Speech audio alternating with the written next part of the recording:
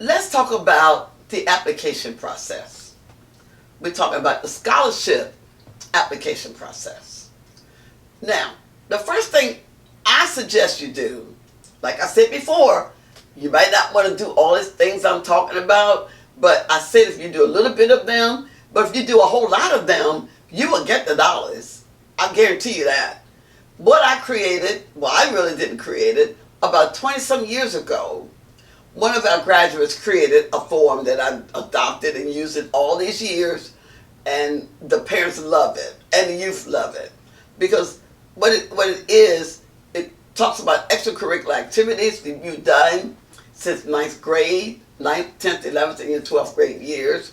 It talks about, you can include awards you received, and anything that you want to put on there to help you to remember that when you're here at my house, sitting in front of me, filling out your application scholarship paperwork, instead of me trying to remember what did you do in ninth grade, what did you do in 10th grade, and my old memory, trying to think of what you did, you have this already written out.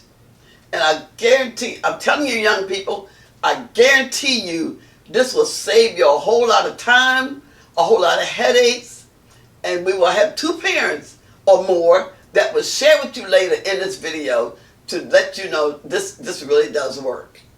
What you would include is the date, the project you performed.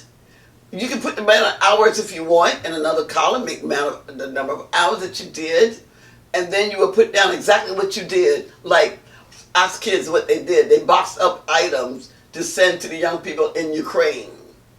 And what they did a 5K walk for the community, a health 5K walk. What they did was help set up, tear down, and distribute the flyers and different things throughout the 5K walk.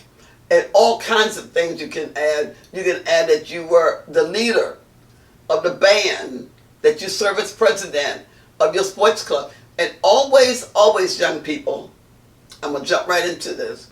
When you are in any kind of organizations, ask for leadership positions.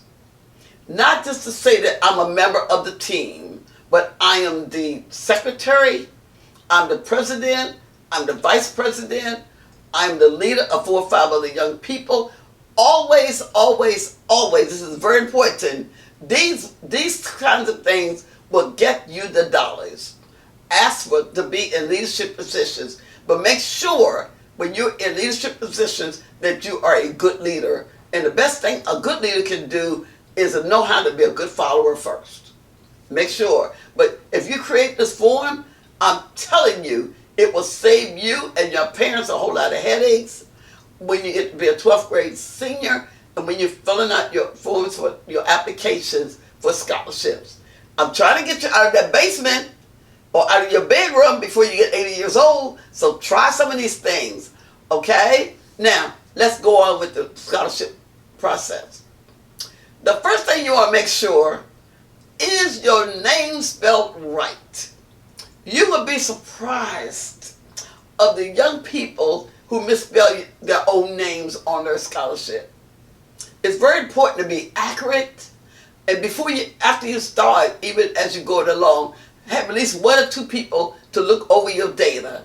Somebody that actually know your name. Not knowing your name as Sissy Baby or Junior, but to know your real name of Sherman or Miranda, whatever your real name is. You want to use your birth name, okay? Make sure your address is correct. Make very sure that your email address is correct. Now, I don't mean the email address that you have with your friends. Going back again, we talked about this earlier. I need a professional email address. That person can recognize your name, and if they get a scholarship of this type, oh wait, I remember Miranda Manderson. Let me call her up and see if she wants this $5,000 for a scholarship. Make yourself presentable, professional, that you can get these dollars. And make sure you include, whatever they ask you for, give them all the information. Don't put NA. NA means not applicable. It might not be applicable, but you want to put something there, and we'll talk about that individually. That would be an individual thing we have to discuss. So I'm not going to tell you don't put NA, but we will discuss that individually as you apply for your application. Yes, parents, some scholarships, they do ask for parents' income. I've had students in the past that refuse to, well, not the student, parents refuse to give income and they did not get the scholarships. Of course not. I'm not sure why some organizations ask for income. That's on them. That's what they ask for, and you want to be obedient to whatever they ask for. If you don't want to include it, then don't put in for that particular scholarship. But I do know this for a fact. Students that apply the information, there's only a very few selected people that's reviewing these scholarships. So I'm going to tell you from past experience, from 40 years of doing this, it's okay, you're safe by including your income. They can't do anything with it. Make sure you include all youth that's in your family, all your children that's in school when they ask you. Don't put NA because it is applicable. And another important thing is to, here you go again, with the sheet I just explained to you, that you're going to have extracurricular activities, that you're going to include what you've done, the ones on your awards. This will go on the application, but see, now it's easy. All you have to do is go back to Word, copy and paste it right in the application. I'm telling you, you'll save a whole lot of time when you do this. And most of them say, use another page if needed. Use more pages. You need more space. Sell you. Put you down there. Let them know what you've done. Please. It's very important. The way they get to know you is by your application. And another thing on it, they ask for parent signature. Some will say the signature of the parents, not to be that digital signature that nowadays you can use. They want you to really actually write it out in your own handwriting. Don't ask me why. I don't know. But if you follow all the instructions on the scholarship package, I guarantee you, you will get scholarships. Now, they might say write an essay. If they say give them an essay of 1,000 words, don't write an essay. Don't write an essay just with 100 words. Oh, did I say I'm going to include a lot of do's and don'ts in this talk? And so I'm going to include a lot of do's and don'ts, okay? Don't do 100 words. Make it look like you did something. And so you'll make sure that your essay, one of my good dear friends told me, it's not what you write, it's not the quantity, it's the quality. But you certainly want to do more than 100 words for a 1,000-word essay. Well, you might say, well, Miss Randy, how many words should I write? Well, I'll do that with you individually because I need to know the topic, what you've done, and I'm not the best essay writer in the world. I know how to check and see errors in it. Trust me, I've done this for a long time, but I can tell you what content to use.